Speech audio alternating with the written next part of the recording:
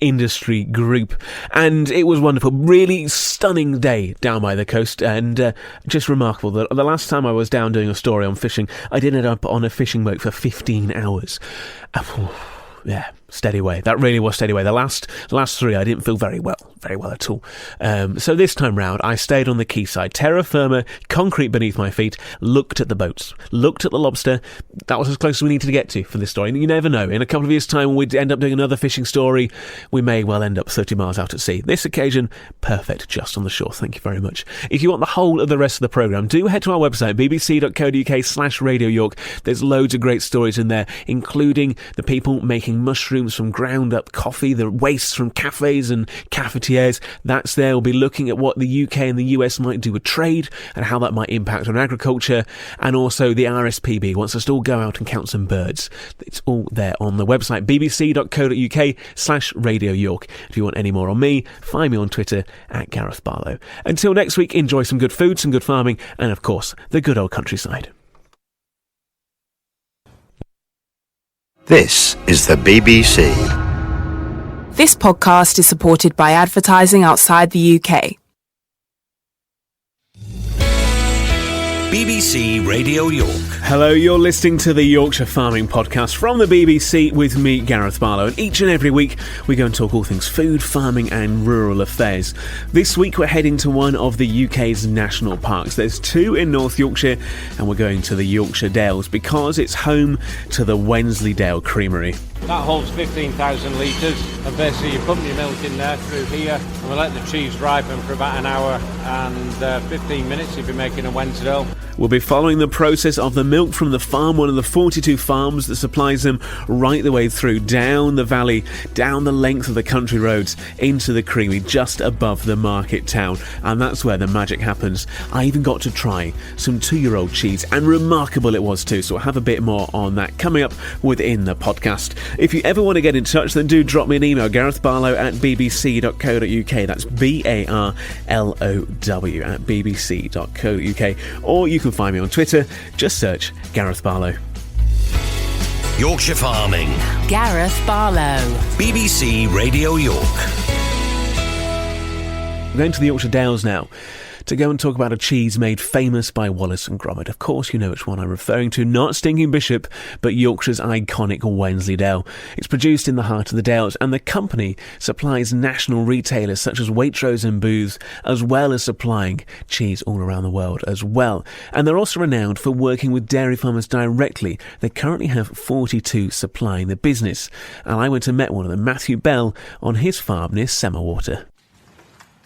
Well, the in-calf heifers that will start calving in May onwards and probably finish up in September. We're stood in a barn and you can just hear the sound of the cattle just pottering in the background. We're being eyeballed by a good few of them as well. What's it like to farm up here, to farm this land? That's quite difficult. The weather's quite inclement, and where you get 30, 40 miles away, you'd have good weather a lot of the year round. We just struggle with too much rain, really, is our problem. Does it make the grass grow? I assume so. Oh yeah, it makes the grass grow, but then you can't always get on with a tractor because it's too wet to get the grass. So. Oh, there's other parts of the farm, and there's all the milking herd next door. So we'll close this door.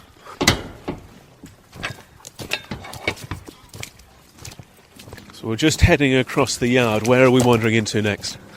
This is a cattle shed. You can hear the ventilation running to put fresh air in for them. There's the dairy cows, the black and white cows in their cubicles on the sawdust. All very quiet, incredibly quiet. Yeah, they've had the feed this morning, and now most of them are resting at the moment. And you're milking these cattle, and the milk isn't going that far away at all, only a matter of miles. Where does it end up eventually? Yes, it only goes 5 miles to horse to be made into Wensleydale cheese. What's it like supplying the creamery? What's it like knowing that the milk from these cows in this shed is heading up to Hawes to make a world iconic product, really? Yeah, everybody has a lot of pride in the stock and the milk that they produce, and the fact that it goes into the cheese, and We've walked down the cubicles, past the ventilation, and we're now on the end of the building. The sweet smell of the silage, you can just hear the water trickling into the trough as well. And we can see out through the Yorkshire boarding slats into the rest of the Yorkshire Dales outside the barn. Without the creamery, would it be possible to keep dairy cattle in a location like this? No, I don't think it would have done. I think they've kept a lot of the smaller farms in business that would have maybe fallen by the wayside with other dairy companies, and I think they have kept the farmers going really. What's the mood in 2017? We've had a couple of very torrid years, very turbulent years, especially for people maybe without direct contracts with a buyer. How are people feeling at the beginning of 2017? They're more optimistic. It has been a very tough couple of years when the price drops that you can't draw a wage from milking cows. It's been very tough financially to keep going. Now that the price is going up again, everybody's a bit more buoyant about the situation and hope that production won't increase too much, that we'll have a period of stability. We've touched on the cattle, we've touched on the product and the landscape and where this milk is going to, but I've not yet asked you, do you eat Wensleydale cheese yourself? Yes, I do, yeah. The one with cranberries is my favourite. Is there a sense of pride knowing that your milk, your farm, your landscape, your cattle, you are supplying that product? Yeah, there is, because it's the creamery is part of the local community, and a lot of friends and neighbours work there, and without it in the Upper Dale, we would all be struggling, really. Matthew Bell, dairy farmer in Semawater in the Yorkshire Dales. But the milk there from Matthew Bell's farm and his 70 or so cows makes its way up those few short miles to the Wensleydale Creamery, which is just perched above the market town of Hawes. And when I was there earlier in the week, the market was on, the traders were all out there, they were selling their wicker baskets, there were sheep fleeces, there was fruit and vegetables as well. And then, as you wander up into the factory, there's the smell of cheese. So we followed that milk, like I say, to the factory, and I joined David Hartley, MD of the Wensleydale Creamery, who showed me around. That holds 15,000 litres, and basically you pump your milk in there through here, add your starter through this pipe, and we'll let the cheese ripen for about an hour and 15 minutes if you're making a Wensleydale. We're stood on an overhead gantry, we're looking at the massive stainless steel tanks that hold, like you say, 15,000 litres of milk, and in the background you can hear the hustle and bustle as we look down across the red ochre-coloured concrete floor to the main body of the dairy here. There's a hive of activity. What's everyone crowding around down there? So what we're doing down there at the moment is we've the finishing table that you can see in front of us. We've worked the curd, we've separated the whey from it. We've now got a curd texture that we're very happy with. We've reached the desired level of acidity, so they've added the salt. They've worked the salt into the curds and whey, and now what you can see them doing is actually shoveling the curd through the mill, which breaks it down into tiny curd particles again, which really contributes to the texture of Yorkshire Wensleydale, but also helps distribute the salt. So we get a nice even salt distribution in the curd, which helps it mature properly. And then the guys that are sort of surrounding that other drainer beyond there are actually filling the cheese moulds by hand, which is a very traditional part of the process. So let's wander down and get a bit closer to the product. Fine. We've walked down from the massive vats of milk down to what is the beginning of cheese. We've certainly got a solid product now in front of us. What is in this table here? So what we've got here is a really good example of curds and whey. We've got a nice creamy coloured curd. It looks quite crumbly. You can see whey just sort of nestling in between there. And what's happening at the moment is we are, in a very controlled way, draining the whey, forgive the pun. The consumer knows the cheese by the flavour it gets from the shop or gets from you directly. At this stage, what would it taste like? At the moment, the cheese would taste actually fairly bland, and I hate to use the word bland because I would never describe cheese as bland, but it is incredibly young. This cheese is in its infancy. It's literally a few minutes old in terms of its life. But it would be milky, it would be slightly citrusy, and the citrus would come from the starter cultures And the milkiness purely comes from the fact that it's local Wensleydale milk going into Yorkshire Wensleydale cheese, so it would just taste very milky. Of course, at this stage, there's no salt on it, so you've not got anything really to balance that sweetness or that milkiness. By the time we get on to the next finishing table, where the cheese has had the salt added and it's a little bit older, it will start to taste like cheese. We're very proud to show people what we do. It's really, really important that we do that. The guys and girls who work in here have been observed making cheese for years now, so it's a very important part of what we do. This is a local orchestra playing as well now. The sound, like you said, the local orchestras, the basses are put into the moulds. We'll leave them to it and find somewhere quieter.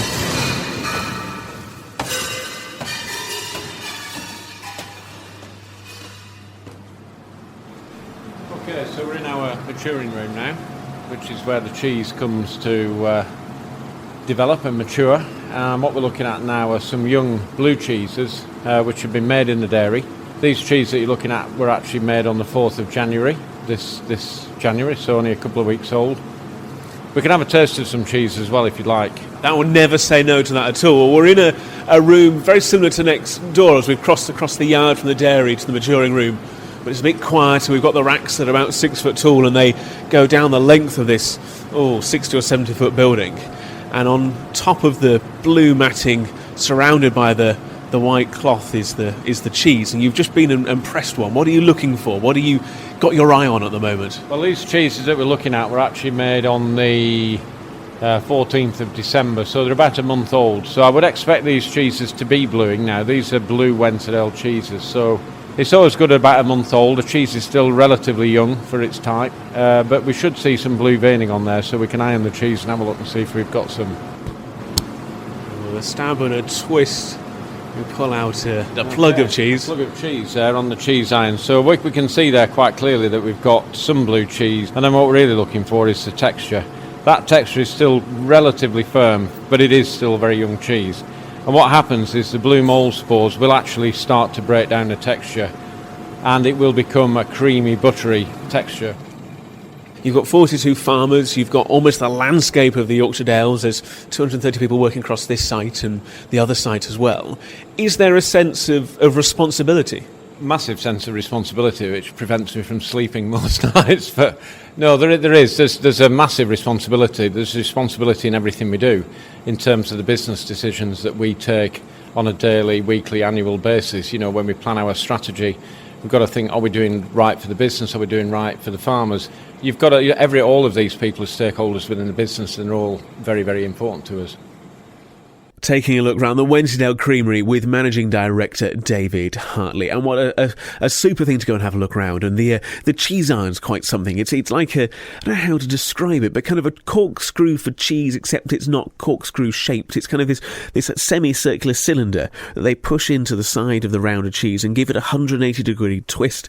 And then you pull out this plug of cheese, and it's perfectly round. It's about 4 to 6 inches long. And you just nibble off the end and see what it's like right in the centre of the cheeses. And I could be left alone with a maturing room and one of those cheese irons for I don't know, days, weeks, maybe the rest of the year. I'd be quite happy there. It was just grand indeed.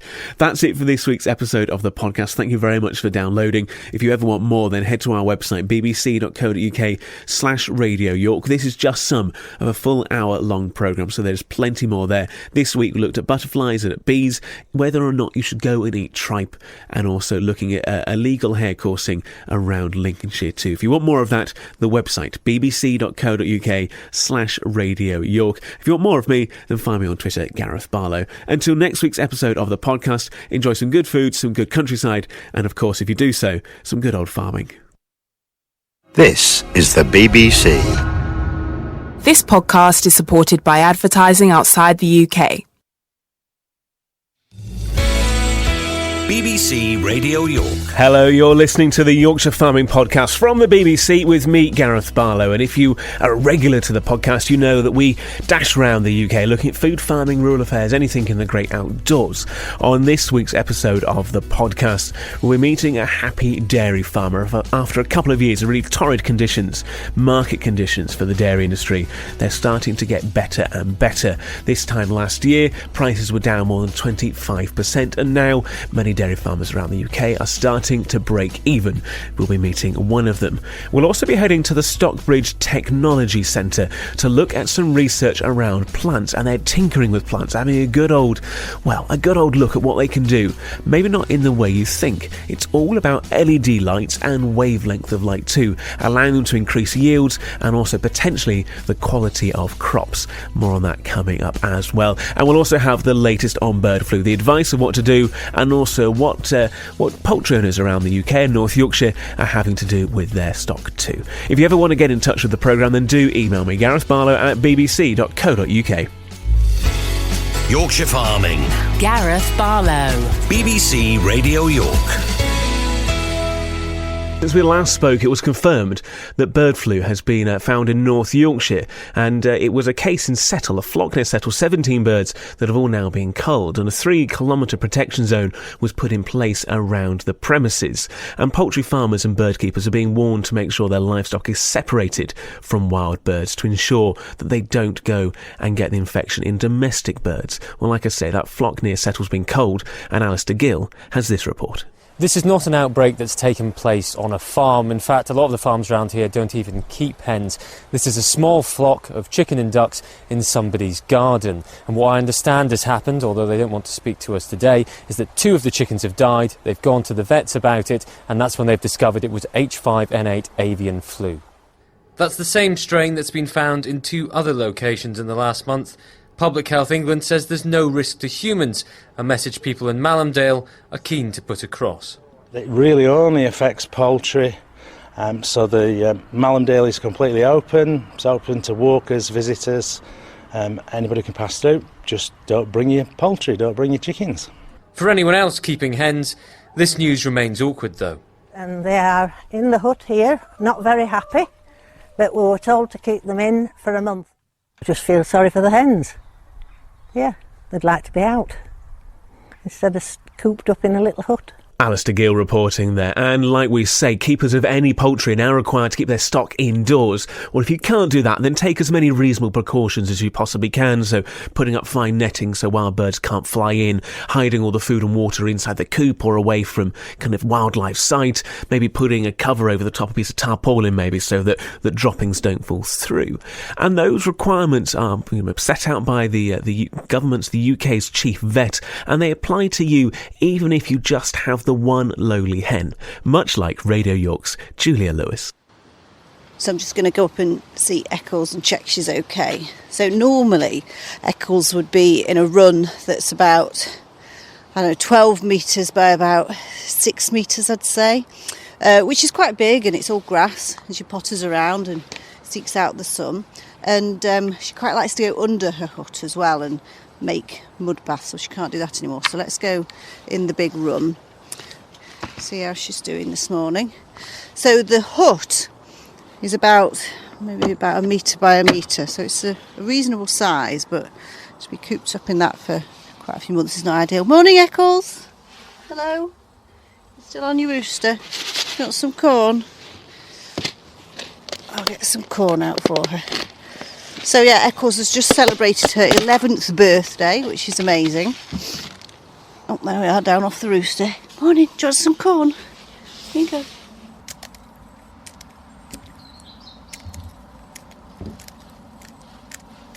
This is Eccles' treat, a little bit of corn. It must be quite hard for her to work out why she's got to stay in the hut all the time. Can't really explain to a chicken, can you? Good girl.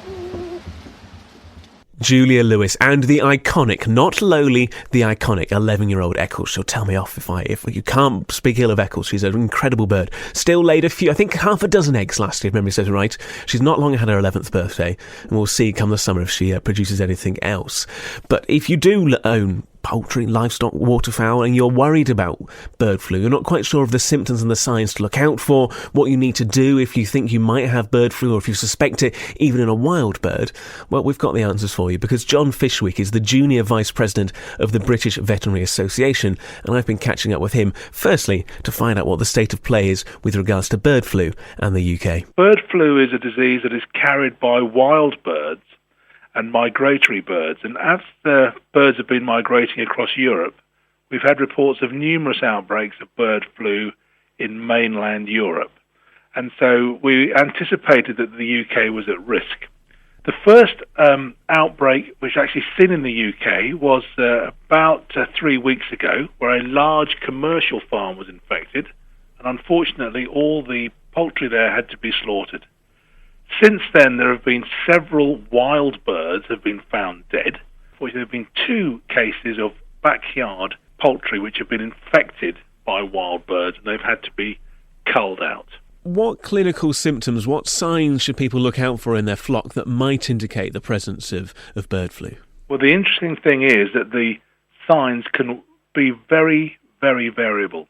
So in some cases, you might notice very mild signs. So the birds may reduce their food or water intake and appear a bit dull. In other cases, you might find the birds are found dead or die quite rapidly. And so you can get anything in between. And so people need to be very vigilant to look out for their birds being off colour. The other thing that we sometimes find is that wild birds, which are infected, are found dead. And therefore, it's very important if you find a small number of wild birds that have died, just sort of found dead at the roadside, it's really important that you contact the government agency to get those post-mortem to find out if they're infected. What's the first port of call? Is it to go straight to the authorities, or should they call the vet? What's the best way of kind of enacting that chain of events? By far the best thing is to contact your own vet and talk it through with them, and they can advise you how to contact the authorities, or they might want to come out and have a look and contact the authorities on your behalf. So we'd always encourage people to speak to their own vet first, but absolutely everybody has a duty to contact the authorities if they're in any doubt. They do not need to go through their own vet. So there's a phone number, a DEFRA helpline on this, where anybody who has any suspicions or concerns is encouraged to call. And if you get a pen and piece of paper ready, we will give you that number in due course in a few minutes' time. Like you said a few minutes ago, you watched bird flu move across Europe, well over a dozen countries affected, and it would be hard, I'm aware, for you to kind of get your crystal ball out. But are there any indications of how severe, how widespread we might see it over the forthcoming months whilst the migratory birds are active and kind of going back and forth through our own landscape, but equally here in continental Europe? Any indications of how much we might see in the next few months? I think it's really hard to predict.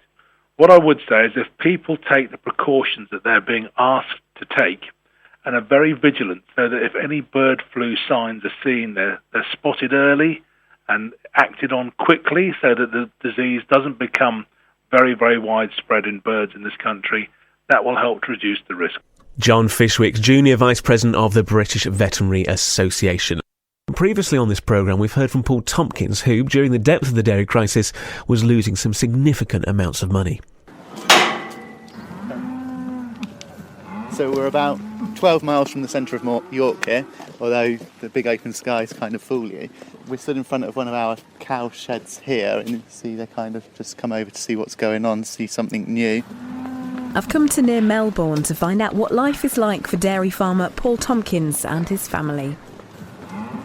We have in total 400 cows living here with us at the moment, and about 200 of those we're milking every day, twice a day every day. It's kind of tough times at the moment in the dairy industry. This time 18 months ago we were receiving 33 pence a litre for our milk, and from the 1st of August we've just had a letter to say that we're going to be receiving 20 pence a litre. To kind of put it into monetary terms, I know that every day when my alarm clock goes off it costs us £1,900 to run the farm. Everything included, from feeding the cows to paying the electricity bill. That 20 pence that I'm getting for my milk means at the moment that I'm getting about £1,400 a day in milk. So every day that my alarm clock goes off, I know that I'm losing £500. So these girls have been out eating their breakfast this morning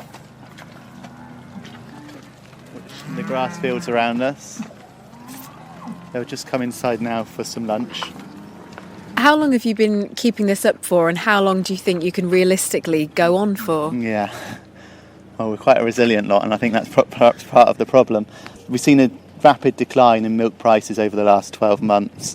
The honest answer to your question is I don't know. Within a couple of months it's going to be up to Barclays Bank, not up to us, whether we can continue. i.e. they're going to have to fund us. And if they don't, then what? Then then my other alternative is to sell the cows and sell the farm, or I could just stop paying my bills, stop paying stop paying the electricity bill and stop paying the council tax. What kind of impact is it having on you? You're a family-run business. You know, you got your wife out there, her brother and his wife. How's it affecting you all as a family? Well, we could put a positive slant on it and say that, you know, in times of crisis is when you work best together. And it does sometimes happen. A bit of the war ethic maybe comes out. But, you know, it's the first thing on your mind in the morning and it's the last thing on your mind before you go to bed. So it's a continuous worry. So that was Paul a few months ago, but how are things for him now? Well, to find out, I've been to his farm near Melbourne, not in Australia, but just 12 miles on the outskirts of York. We're inside our dairy at the moment, which is the cows are currently being milked through the parlour, and the milk is then piped via a set of coolers, because of course the milk comes out at body temperature and then needs to reach fridge temperature, through some coolers into a large stainless steel tank in front of us, which I guess is about the size of a family car, maybe slightly bit bigger. Actually holds 9,000 litres of milk. So there's 9,000 litres of milk in front of us. You can just see the pipe and you can see the white milk just coming through as well. How long does it take to get a milking done? How many hours is spent in the dairy next door? So we milk our cows twice a day, every day.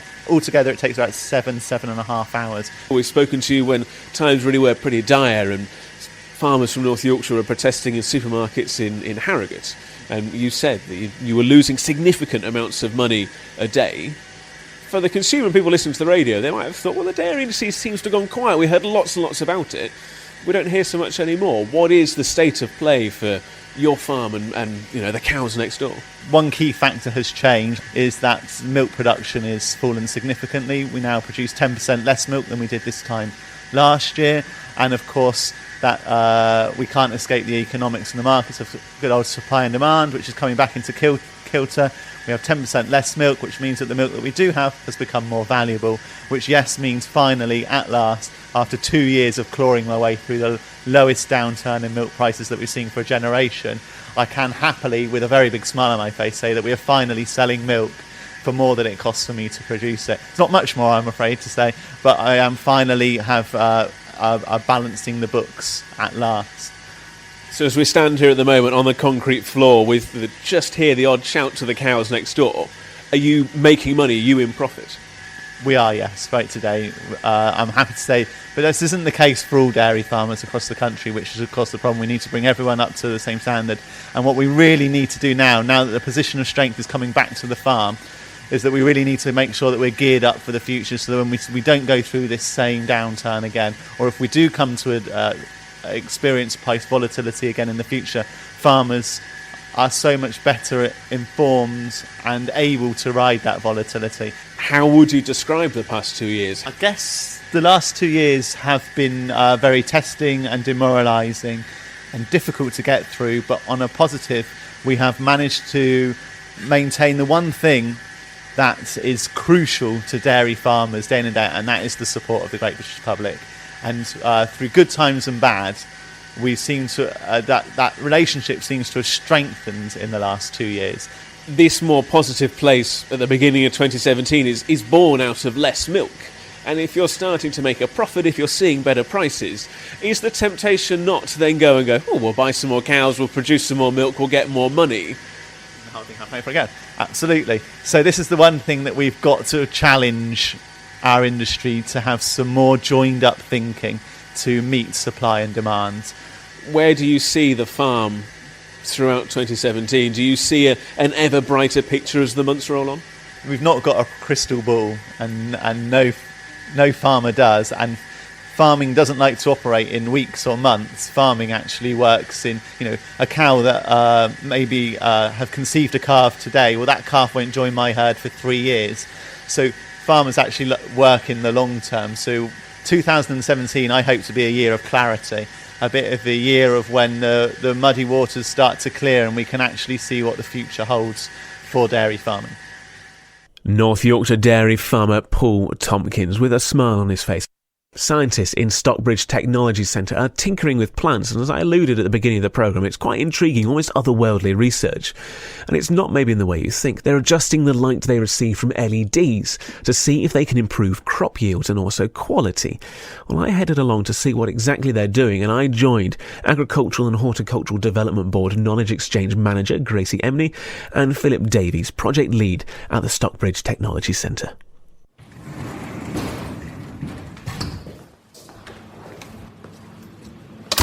We've walked into a remarkable growing space in the heart of North Yorkshire. Beneath my feet, the usual concrete floor, and there's white walls around us as well. And it's filled with multi-tiered racks. There's plants growing beneath blue and red LEDs. And beneath each section is the black curtains that prevent the light from spilling onto the next crop. It's a remarkable setup. So here we have a tray of basil seedlings. These are growing up in high density, so you could harvest them as microgreens. Or in this case, we'll be potting them up and growing them to a kind of nice big basil plant that would then be ready for sale in a supermarket. My name's Phil Davis. I'm a business manager at Stockbridge Technology Centre, where I manage all of our lighting trials. We're providing plants with red and blue light. That's because red and blue light is very efficient to generate with LED lighting. Plants use that light very effectively for growing, so it's all overall a very energy efficient system. Is this then the future of food? This is part of the future of the food. It's never going to replace field crops. Things like cereal